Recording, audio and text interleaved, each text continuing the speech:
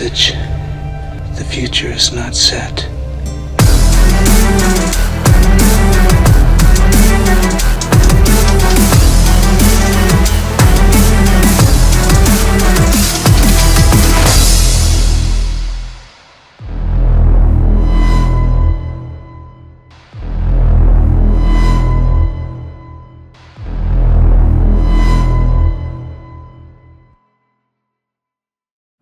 Hi, everybody. Thanks for joining. So we're going to get started with this pretty scant room. We're the EFF. The spotlight makes it exciting, though, if you're up here. Typically, we have a lawyer present with us, since the EFF is a law firm. Unfortunately, we did not have a lawyer that was able to join us this time, but we do have representatives from the technology team. And the activism team. Yeah. So a bit about the EFF, if you're not familiar with us. We are the leading digital civil liberties organization. We have been fighting for people's rights online for more than 30 years. That looks like various thrusts of work in activism, legal work, and technology. So that looks like sometimes suing the government for warrantless surveillance of citizens, going after law enforcement agencies for doing the same thing, representing security researchers to make sure that you all have the right to do your work and be protected and not get caught under shitty lawsuits, or creating open source technology projects, which I'll cover a little bit in my section. And then activism work, which Jose will cover as well. Yeah, so my name's Jose. I've been at EFF for 4 years. I'm one of the grassroots advocacy organizers on the activism team. Generally speaking, the activism team does advocacy that is at the government level, federal, state, and municipal, as well as at the international level. We have staff in the European Union, staff in Latin America that pay very close attention to some international, mostly international agreements that are happening in those realms. And then we also do lots and lots of advocacy around institutional policy, corporate policy, and governance, and then try to push the best practices or push against the worst actors in those kinds of realms. I'll just say my issue areas are mostly what we call street-level surveillance. Street-level surveillance is this massive, almost all-encompassing, it feels like for me, question of like law enforcement surveillance tech. So that's mostly police at the municipal level and the state level, but it also includes border-based technology and also some level of technology in the carceral system as well. I also work on electronic monitoring, for example, within the justice system. And then I also work on workplace tech and surveillance in the workplace as well. So. And on the technology, the public interest technology team is what we call it. I am a senior staff technologist on that team. I was originally hired to help maintain one of our open source software projects, Privacy Badger, which is a browser extension that blocks online tracking. I've since transitioned off of that team, and I'm now sort of a broad spectrum technologist, where I inform a lot of our policy issues, or I basically tell politicians when they don't understand the internet correctly. And I do co-lead our reproductive justice working group, where we talk about health information, data privacy rules, and what the technology looks like. And then I do a bunch of privacy and security trainings or resourcing for at-risk communities. So that involves people who are involved in abortion access, but also just journalists, activists, some security researchers who are in niche areas whose OPSEC is threatened by state actors, and so on. And then one of the main ways that I get my hands dirty during the workday is I work with what we call the Electronic Frontier Alliance. So the Electronic Frontier Alliance is a network, completely decentralized network of local domestic groups in the United States, only in the United States and its colonies, that do local programming, local advocacy, local, some of them are hacker and maker spaces, some of them are student and campus groups, and some of them are specifically advocacy groups that want to push their local governments or their state governments on surveillance and tech issues, on broadband access, on right to repair legislation. And then there's no money that goes back and forth between these two things, but EFF really does need the alliance and need these kinds of local levers, because it allows us to not only communicate what we're talking about, what we're thinking about, and what we're seeing, the trends that we're seeing either nationally or in local areas, to local groups, but it really is our ears on the ground, right? So we get tons of groups around the country who then come back to us and say, this is legislation that we're seeing crop up in Atlanta or in Minneapolis, St. Paul. This is or this is an issue that we're having, and we don't yet know how to do advocacy around it. So can you give us basic advocacy training or support? We want to do more Know Your Rights workshops or OPSEC workshops, and we don't yet know how to do that, or we're running into a roadblock with people who either feel like there's no reason to do it because we don't have privacy anyway, or of course the other side of it, which is people that feel like we need to be extremely paranoid all the time instead of being functional. So we talk with local groups all the time. We offer advice and advising, and sometimes get our hands dirty right in the local struggles that they're engaged with. I should mention on that I mean, the EFA is fantastic. It's if you are working with an organization or any kind of collective of technologists or people who are impacted by digital surveillance, just check out the EFA. Consider joining, because it's it's sort of like mutual aid, where the collective benefit is larger than everyone's individual input. It's incredible, and it's, as a digital privacy and security trainer or someone who does a lot of education, I get pulled in sometimes to these conversations because one of the things that we lead with in the sort of the few people at EFF who does that type of work, the DigiSec trainings or the OPSEC trainings, is not like parachuting in out of nowhere, not being a community member, not understanding the struggles those people are going through, and instead enabling them to understand the technical concepts or the legal risks that they're facing, and basically training the trainer. That's exactly right. And one of the problems is that if you do have a parachute in kind of mentality, you can win victories occasionally when it comes to law enforcement surveillance tech. That's a very, very difficult place to win a victory. But there are victories that you can win, but you're not going to be able to maintain them. And you're not going to be able to maintain them in a way where a lot of our work and a lot of the kind of policy angles that we sometimes have requires there to be local experts, local expertise, and that means that somebody's got to be paying attention. Is there enforcement? Has it been defanged? Has legislation or a policy at a university or other institution been defanged?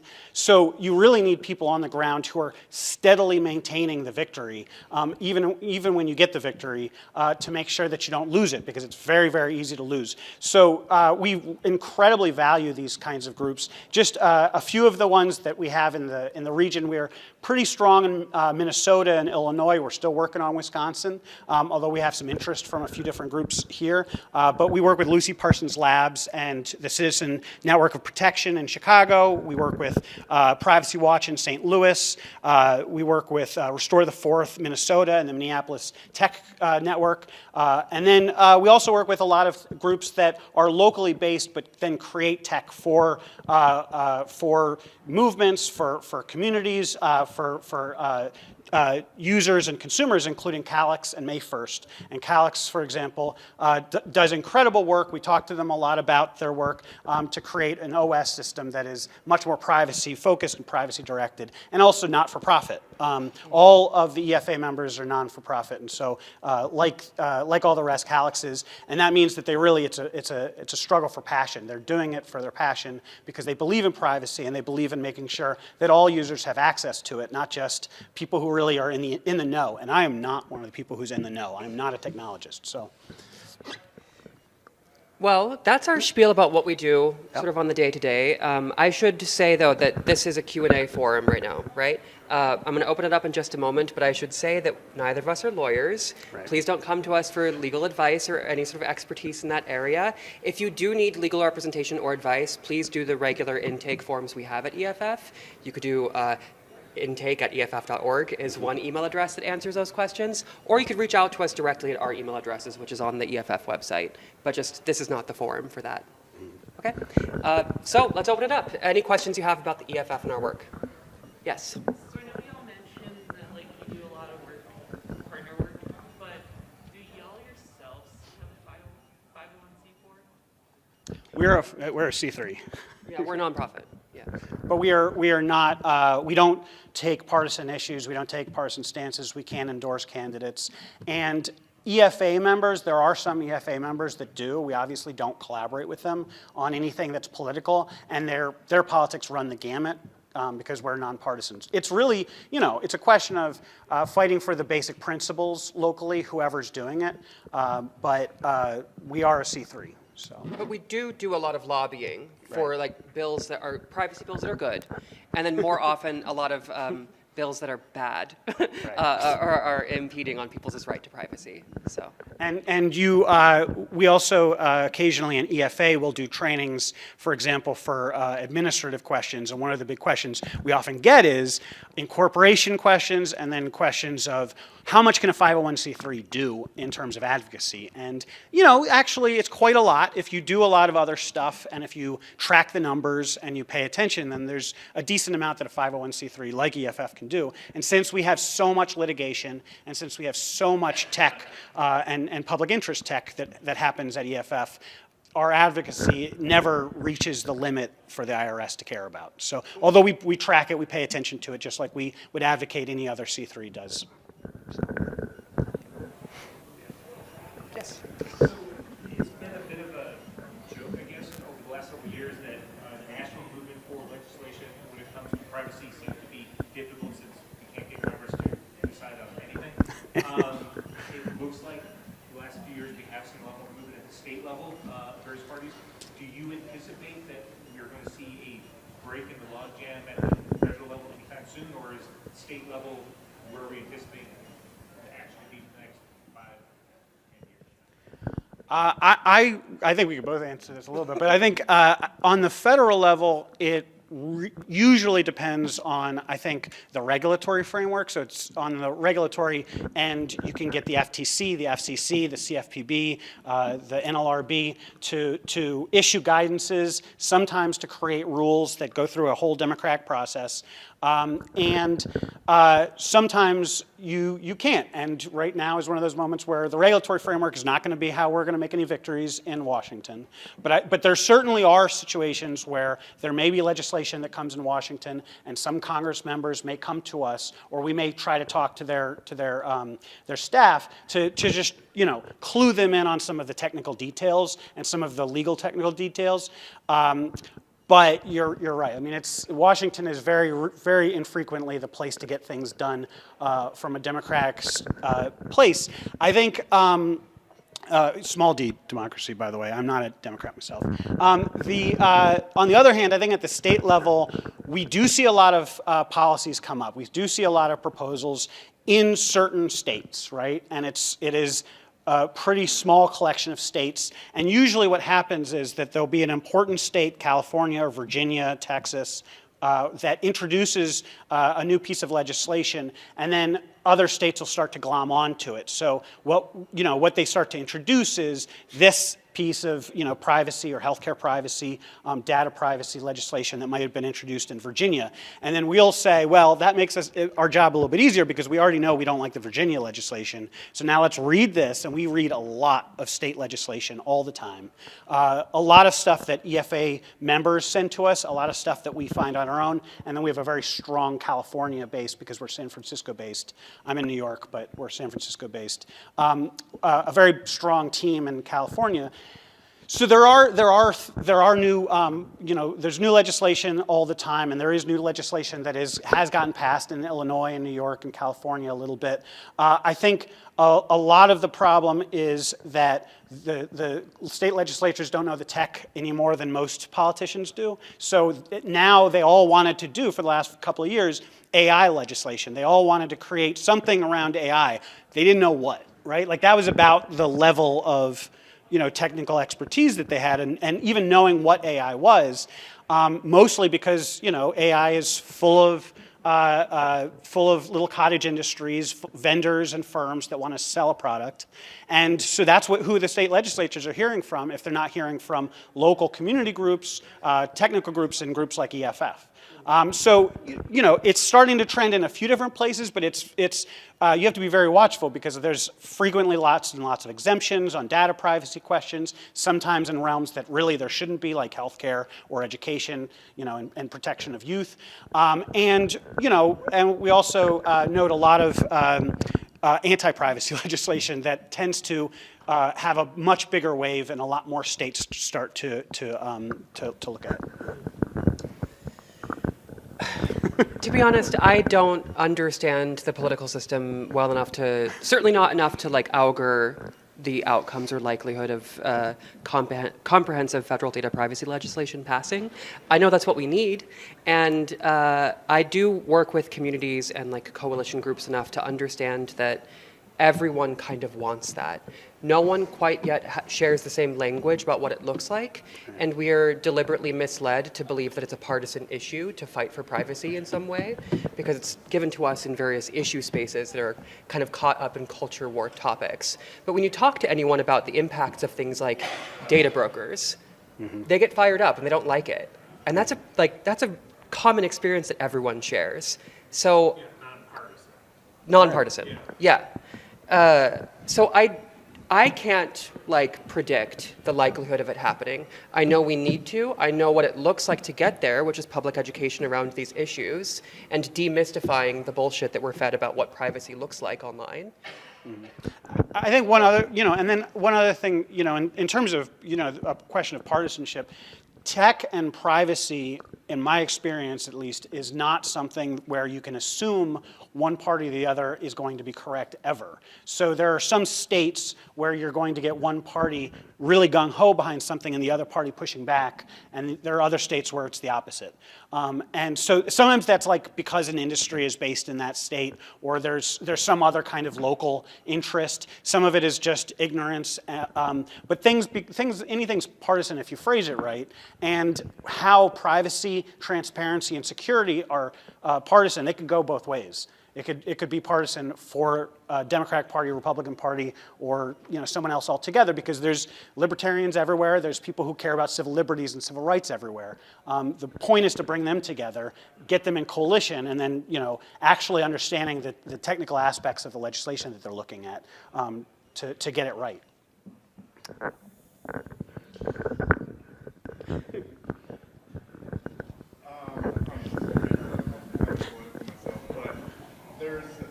We recently said at the federal level, obviously seen a lot of different departments being dismantled or reduced drastically. I'm curious if you have any opinions about any of those particular agencies or departments, whether there's been anything dismantled or you expect to be dismantled that was either a particular huge hit to individual privacy and or vice versa that may end up being beneficial to personal privacy.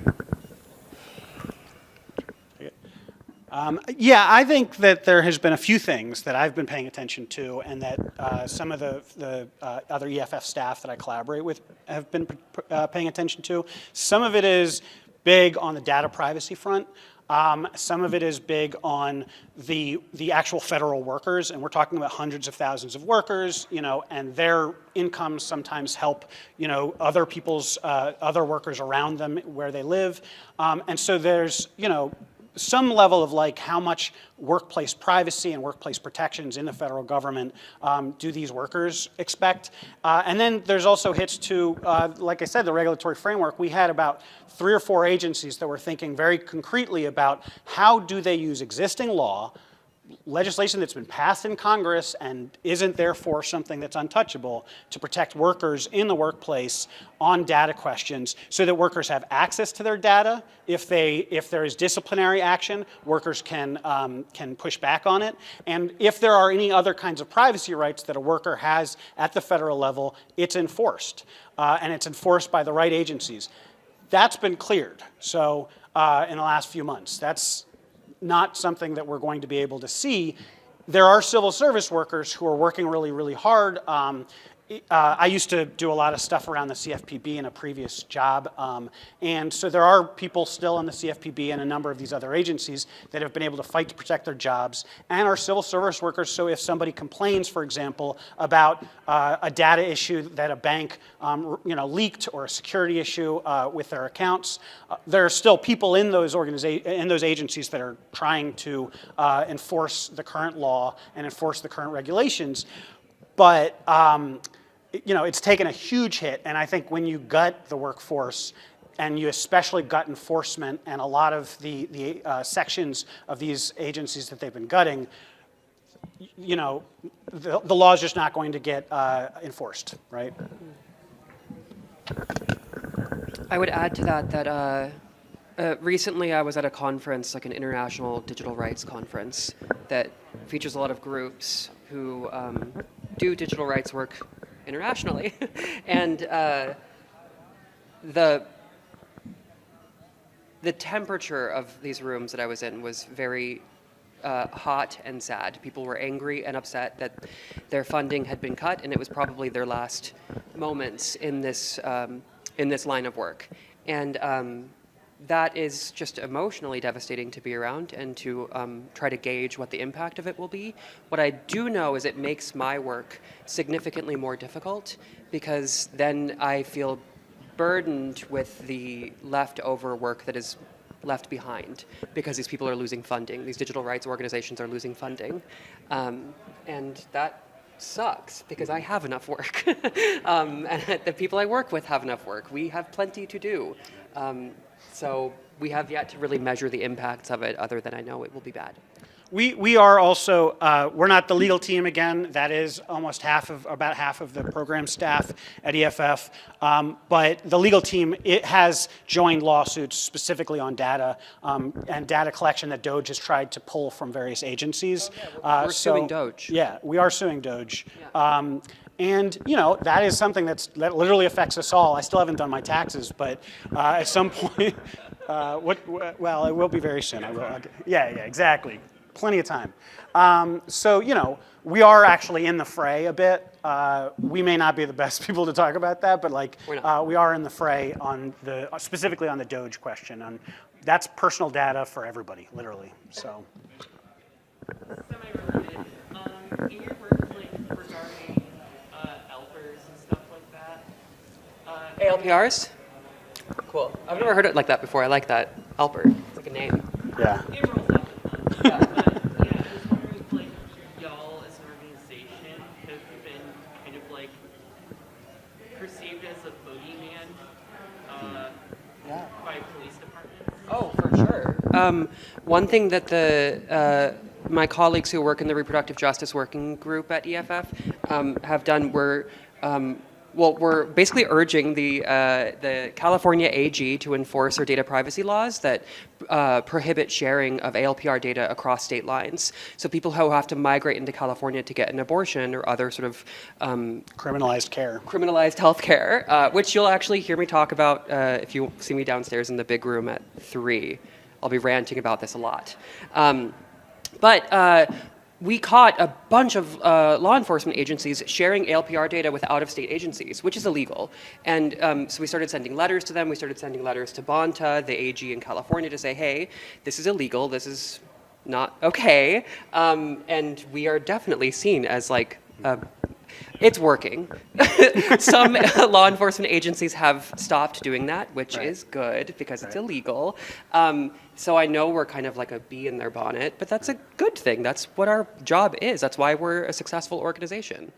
Right. We have a lot of staff that go to trade shows and have relationships with law enforcement around the country, and those relationships are important, of course. Obviously, we have a lot of relationships with people who are subject to law enforcement activity, so we kind of hear both sides of these kinds of things. In part, in the activism team, I can say that when it comes to automated license plate readers, we don't have a formal position, and we don't have a formal position opposed to them, but we do work a lot with local groups whenever there is a push for local guardrails on them or a limitation, especially on certain companies that engage. Because part of the problem with law enforcement surveillance is that it's not just that local law enforcement agency on their server. They don't often have a server. It's not necessarily completely in their control. It's shared with a fusion center, which would share it with other law enforcement agencies across the state, at the state level and then at the federal level. And it also has, they just have tons and tons of vendors that the data has to go through, or they go through these various data brokers. And so when that kind of thing happens, a lot of it is a push for, this is not a safe company. This is not a company that you can trust your municipality. And it's, it may be around protected questions. It may be around questions of a city or a state not criminalizing something that another city or state is criminalizing. But it's also how long are they retaining this data, right? We push a lot back on questions of long-term data retention, such that we've gotten some places to limit their data retention on ALPR data for 30 days or even down to a few days, which, if you leave it up to the companies and you leave it up to most law enforcement agencies, they're going to keep it in perpetuity, or they're going to keep it at least for 6 months. Even if it has nothing to do with an investigation, an active investigation, there's never been a warrant. And then you add to that we have these rental companies, and the rental companies, car rental companies, will then give license plate numbers to the local law enforcement or state law enforcement that have the ALPRs. And now they have a hot list of license plate numbers that A, is riddled with incorrect data, with errors, and then B, has cars on it far, far after the point in which the car has been recovered, or the car was returned a day late, or something else to that effect. So now you've got all these other drivers who get hassled because of this, and their movements are being tracked by all these ALPRs because of these hot lists. So again, it's pushing back on these this kind of data retention and data collection, because the best and safest data is the data you don't collect, right?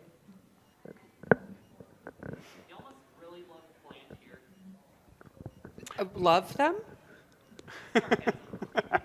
Yeah, no. No, it's a despicable business model. Palantir? Yeah. We're with you. Other questions? Briefly, the notion that in advocacy, you're dealing with a lot of misinformation and trying to counter that. In your experience, do you believe that a lot of this misinformation is just a level of confusion, or do you think there's specific actors that are intentionally putting out information as misinformation? And so, Who? are there worse actors in that sector?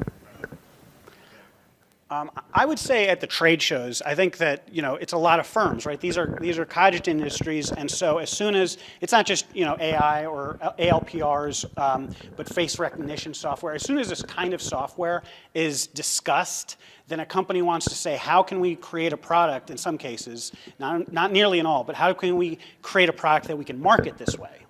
Not necessarily, it doesn't actually do the thing, but it's marketed this way. And then how do we get it into the hands of the right agencies, right departments, to make sure that we can get a contract eventually? And so, for example, we saw this with, we don't have any lawyers present, but we saw this with Evolve, for example. Evolve without an E has a weapon detection instead of a metal detector. And what they did was they loaned them to the New York Metro, MTA, the Metropolitan Transit Authority, and to the NYPD, and they stationed them at some museums, they stationed them at some theaters, they stationed them at some train stations, specific train stations, and they were like, this would have been big bucks, because they would have gotten how many museums and train stations across the city eventually. So what they said, well, we've got this technology. We're using AI to be able to detect weapons without hassling most of your consumers. Your consumers walk right by. They don't have to take the metal out of their pockets. And the truth is that in the industry trade shows, the Evolve was a joke, right? We went to those, and they were discussed, and this kind of technology was discussed, and people very well knew that it was a joke. Shortly after that, there was a class action lawsuit by some of the customers and clients of Evolve, because they didn't really have the AI integration that they were claiming. They were marketing something to usually government actors and to institutional actors that they didn't have, right? A product, it's all marketing, not actually the technologists who are expressing it.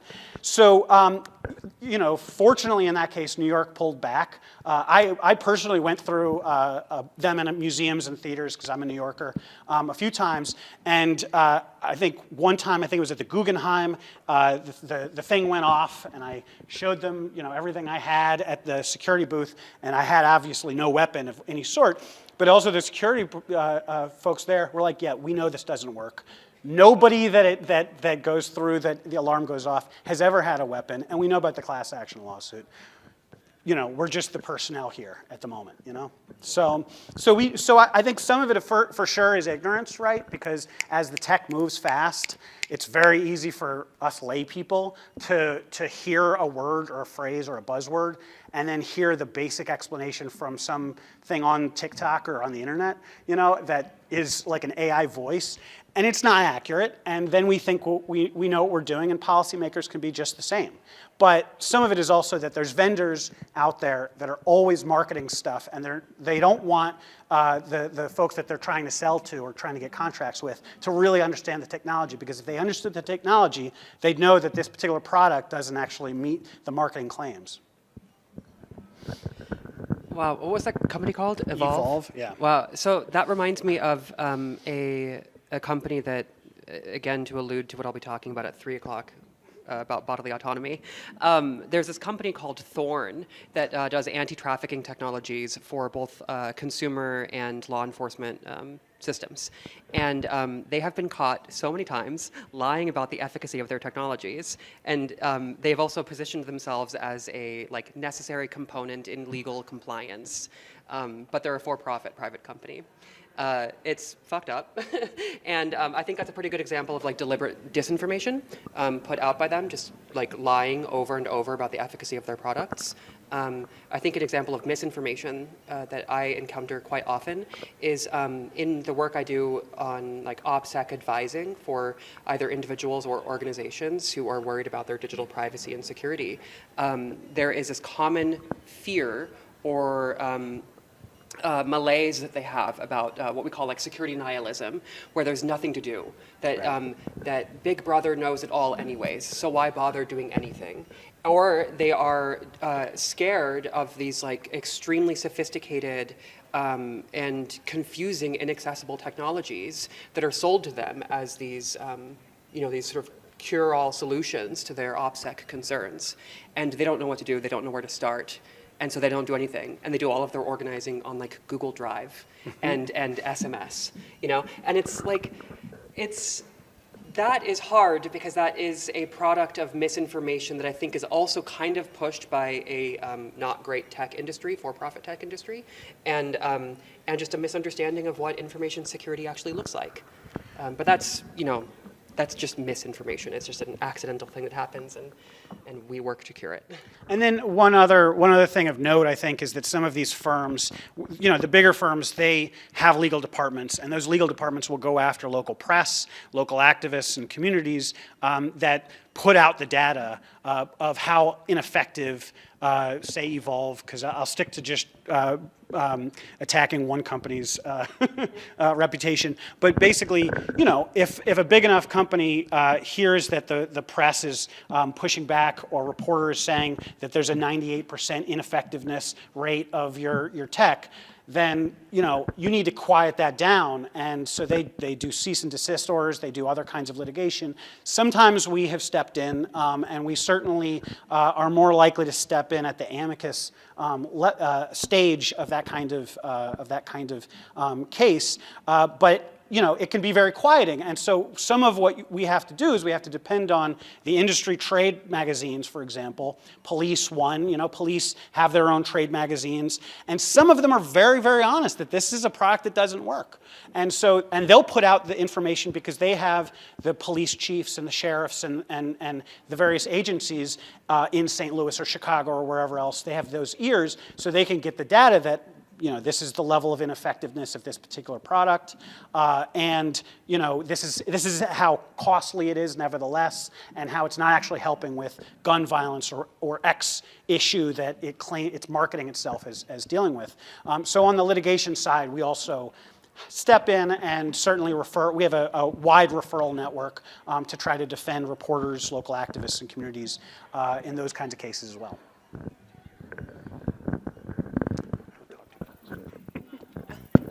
Any other questions? I'll just note while people are thinking up questions, if you are, that we also have a few resources that in particular I want to point you to that comes out of the activism team in part, and a lot of it also comes out of the tech team. In the case of the first one, the Surveillance Self-Defense Guide. The Surveillance Self-Defense Guide is our most up-to-date and regularly updated kind of tech security, especially for the lay people kind of guide and website. It's ssd.eff.org. We're very proud of it. We work really hard on it, especially my colleague Thorin. And then we formerly used to run the Security Education Companion, which you can find at that long phrase.org. We no longer update that, but that may still have some helpful curriculum for anybody in this room that does any workshops and trainings around your rights and basic security tech questions. sls.eff.org is our street-level surveillance hub, and we actually do use that to good benefit for policymakers who don't understand the tech. We have a list of different kinds of mostly law enforcement-based technology, and then long explanations of them, links to cases and case history, links to our own blogs and responses to it. And then we're also very proud always in need of help with the Atlas of Surveillance. The Atlas of Surveillance is a US-based domestic database of every contract that we can find for law enforcement agencies at the municipal, state, and federal level, and all of the contracts that they have, say with ShotSpotter or Evolve or whomever else. The only way to keep that up to date is research, is volunteers. So we always accept volunteers helping us in that way. And also our collaborations with EFA groups. Sometimes they pass us contracts if they've done FOIA at the local level, and then we are happy to make sure everybody knows about it, so that you can look up Milwaukee Police Department, or you can look up Wisconsin and then look up a specific form of law enforcement tech and see if we know at least about that form of tech in your area. I was plugging again SSD, the Surveillance Self-Defense Guides. Regarding that question that was asked earlier about misinformation and disinformation, and I talked a bit about security nihilism. That is the most often referenced guide or site that I point to of guides for people to learn about information security and privacy and how to defeat that security nihilism. It really is so beginner friendly and so essential for people who want to learn more about that. Yeah, I'm happy to know about that. I teach cybersecurity, and we use your site to talk about privacy, of course, and whatnot. And discussions often get towards that nonpartisan side, which is always interesting, right? It's great to hear all the sides. But you said that education site, I wasn't aware of that site. The long URL. It's also sec.eff.org, but we don't maintain it anymore. We recently, a couple years ago, we released it. I would say though that the guides in that resource are a bit more stable. Well, the SEC is a bit more stable and has a longer shelf life than SSD does, because SSD we talk about specific technologies and how to use them and implement them into your practice, where SEC is more about that train the trainer thing I talked about, how to be a digital security expert in your community. And so it's a bit more high level, strategy, paradigmatic thinking about how to be a good educator when it comes to that stuff. Yeah, cool. Okay. Thank you. Any other questions? Should we wrap it up? We could. Do y'all have a favorite tool that the EFF developed that really works? Yeah, I just got excited. Definitely. I mean, being on the public interest technology team, I think the stuff that we put out is just so cool. The two that I would plug, Privacy Badger. That's the tracker blocking browser extension that is a plug and play thing that anyone can use. It really is made for the least tech savvy people because they don't have to know how it works. They don't have to do anything to configure it to make it work. They literally just install it, and it makes everything better. It is one of those few privacy tools that is actually easy to install and makes your life better because of it. It literally makes your your browsing speed faster. It blocks a lot of ads as a byproduct of blocking all those trackers, and it just reduces your digital footprint. So it's great for people in your life who just don't want to think about something, but they need a little bit more privacy. Fab, great product. Long before I was at EFF, I had Privacy Badger and HTTPS everywhere on my browsers every single time. Same. And now I don't have to have HTTPS everywhere on my browsers I because used to it's been teach integrated. about Privacy Badger in the digital privacy trainings I would do in my community before I worked at EFF. And then when I got hired to work on Privacy Badger, it was Great. The other tool I would recommend is CertBot, which is a free certificate authority that how many millions of sites now do we offer free certs to? It's incredible. It's free to use. It's fab. If you're like a web admin of any kind, check out CertBot. It is great, and we're encrypting the internet through it, so it's fab. You know?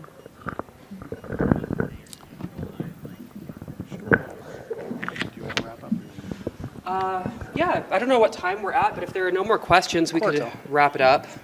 Oh, okay.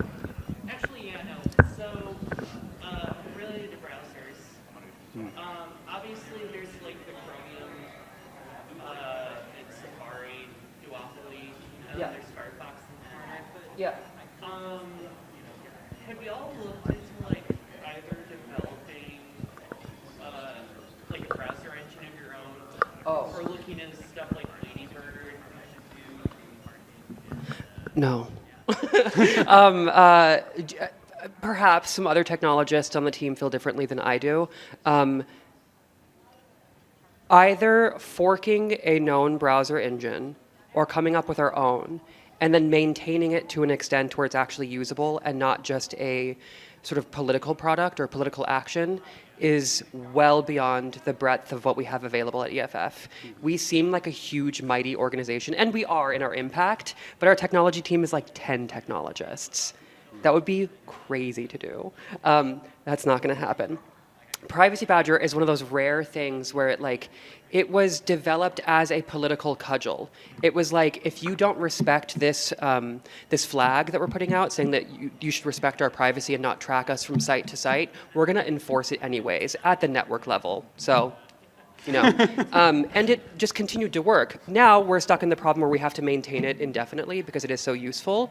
But that's such a rare thing where we can run a project like that with only 2 developers and it has 5 million users. So something as large and complex as a browser engine, I'm sorry, it's not likely. I'll note 2 ways that you can support our work. One is if you have a local group, if you're a faculty advisor, for example, of a student group, you can go to efa.eff.org and learn all about the Electronic Frontier Alliance and the possibility of joining. And then we also have a table downstairs right across from reception where we're selling merchandise and taking new members in. Or, if you want to renew your membership, Christian's sitting at the table until I think about 4 or 5 o'clock. I might take a shift from Christian, but right across from reception, you can't miss it with a lot of shirts on the table. There's also a ton of free literature on the table about the different projects and software products that we make. So if you just want to learn more and read about it for free, just go visit the table. It's just across from registration. Last question? If there are no other questions, I guess we can duck out early a little bit. Sure. Like I said before, catch me at 3 o'clock in the Circle Room talking about the war on bodily autonomy. Right. And thank you very much. Thanks for the great questions.